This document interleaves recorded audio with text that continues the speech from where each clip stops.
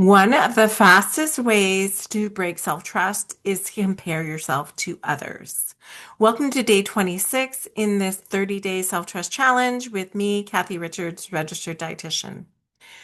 So comparison breaks self-trust, but it's human nature. It's something that a lot of us will relate to or experience. So again, I don't want you to make yourself wrong, but I want you to start to think about it a bit. Comparison pulls you out of your own body and into someone else's path, right? It makes you question your pace. Maybe you're not doing things quick enough. Maybe your needs, your progress. And every time that you believe someone else's way is the right way, you start to weaken that relationship with yourself. So self-trust can only grow when we put our attention inward, right? When we start to pay attention to ourselves. Your body has its own timing, its own needs, its own wisdom. And when we go to comparison, we're disconnecting from our body. Okay. So I wanted to give you a few examples. So you see someone eating differently, exercising differently, or changing faster, maybe their body shape or their weight is changing. And then you go to question yourself, right? You're like, maybe I'm doing this wrong.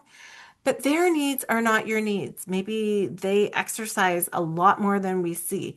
Quite often, I find that we're comparing ourselves to people we know nothing about. Maybe it's someone online. It looks like, wow, they must be really doing things right. But maybe we don't know that they are actually really limiting their food intake. Maybe they live with disordered eating.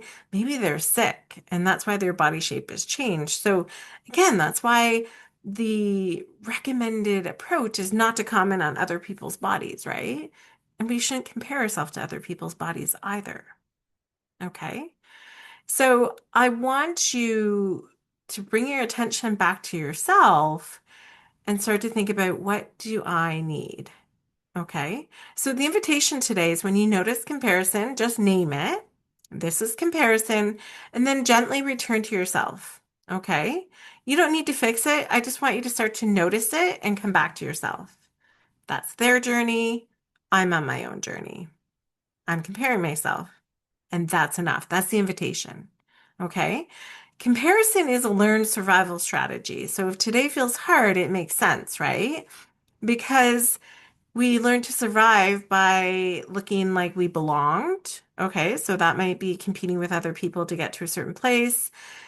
It also helped us stay safe and accepted, right? If we were able to kind of fall in line with whatever the approach was or whatever the situation was, for safety, we've learned how to go along to get along, kind of thing, right?